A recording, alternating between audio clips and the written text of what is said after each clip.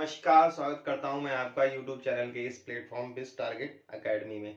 तो आज हमारी हिंदी साहित्य की सीरीज जो है उसका दूसरा टॉपिक है अ, जो जो कि है सूरदास। ठीक है, तो सूरदास जी के बारे में ज़्यादा रचनाएं नहीं है, दो तीन तीन से चार रचनाएं हैं। ठीक है, वैसे टोटल 5 रचनाएं हैं, लेकिन जो विवादित हैं, जो ऑथेंटिक हैं, वो 3 रचनाएं हैं। ठीक है, तो ज़्यादा बड़ा टॉपिक नहीं है, आइए देख लेते हैं। और इजी भी है याद करने के लिए। ठीक है, और एग्जाम की दृष्टि से बहुत इंपॉर्टेंट है। ठीक है, तो आज का टॉपिक है सूरदास।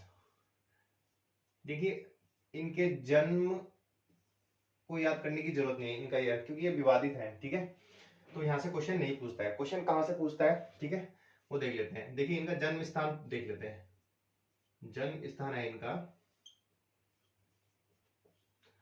रूनकत्ता नामक जगह, जो कि पड़ती है आपकी आगरा में। ठीक है, यहाँ से पूछ लेगा, रूनकत्ता नामक जगह आगरा में। ठीक है, दूसरा, इनके पिता का नाम। ठीक है, तो इनके पिता का नाम है रामदास।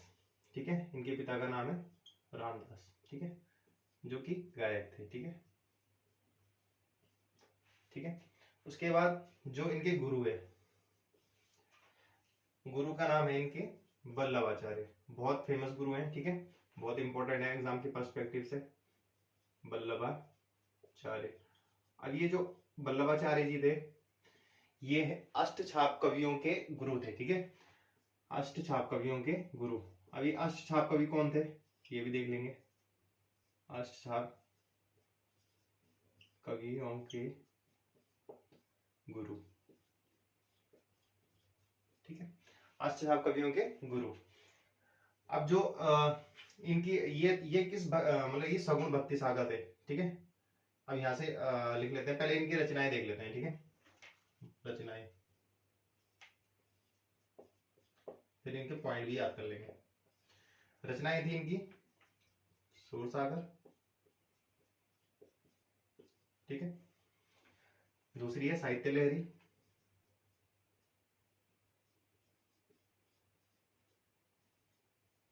साहित्य लहरी। तीसरी रचना है इनकी सूर सरावली। ठीक है, तीनों बहुत आसान है। सूर सरावली तीनों बहुत इजी है याद करने में, कोई दिक्कत नहीं होने की याद करते टाइम। सूर सरावली, सूर सागर, साहित्य लहरी, 100 से तीनों रचनाएं हैं, तो याद करने में कोई प्रॉब्लम नहीं होने की। नल दमयंती इनकी एक और रचना है, तो वो मतलब थोड़ा विवादित है, तो वो आती नहीं है एग्जाम में। तो ये मेन इंपॉर्टेंट 3 रचनाएं होंगी इनकी। ठीक है, सूर सागर, साहित्य लहरी और सूर सरावली। अब इनके बारे में कुछ इंपॉर्टेंट पॉइंट है, वो देख लेते हैं। ठीक है, यहाँ लिख लेते हैं। देखिए,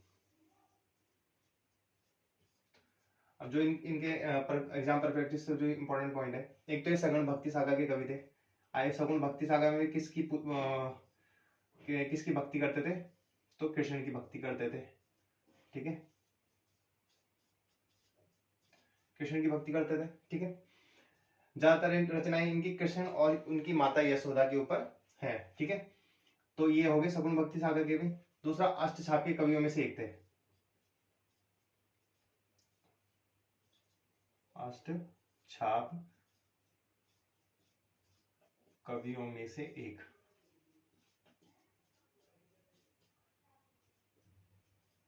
ठीक है, अष्टछाप कवियों में से एक कवि थे। ठीक है, दूसरा, तीसरा पॉइंट, तो ये जो थे वात्सल्य रस के सम्राट थे। वात्सल्य और श्रृंगार रस के, जो इंपॉर्टेंट पॉइंट है, वात्सल्य और श्रृंगार रस के सम्राट थे।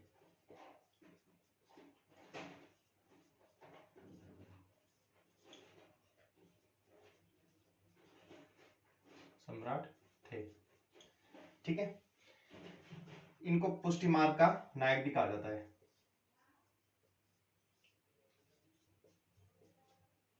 पुष्टि मार्ग का नायक।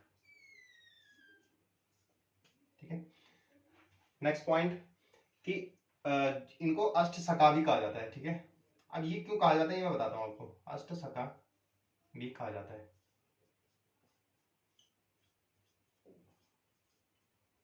अष्ट सखा भी कहा जाता है।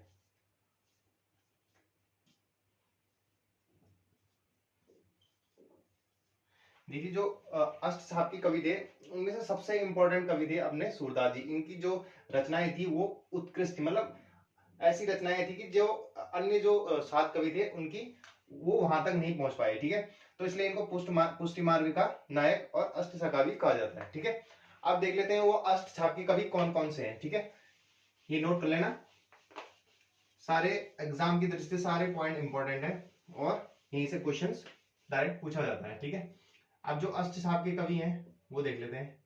अष्टछाप के कवि,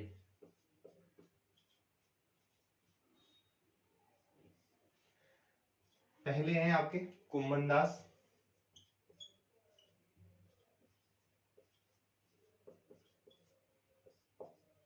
दूसरे सूरदास, तीसरे परमानंद दास,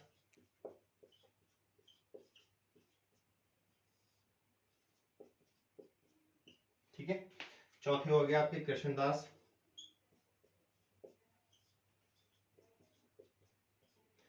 ठीक है, पांचवें यहाँ हो गए आपके गोविंद स्वामी,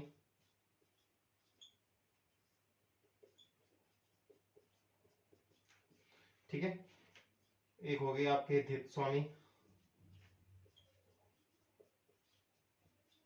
ठीक है, कितने हो गए, 1 2 3 4 5 6, 2 हो रह गए, लिख लेते हैं 1 और 2, तो वो रह गए आपके नंददास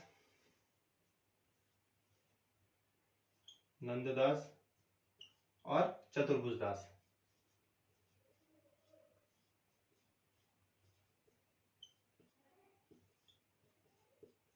ठीक है, तो ये आपके 8 कवि हो गए अपने अष्टछाप के। देखिए क्वेश्चन यहाँ से डायरेक्ट पूछ लेगा आपको किस निम्न में से कौन सा कवि अष्टछाप से संबंधित नहीं है, या निम्न में से कौन सा कवि अष्टछाप का है।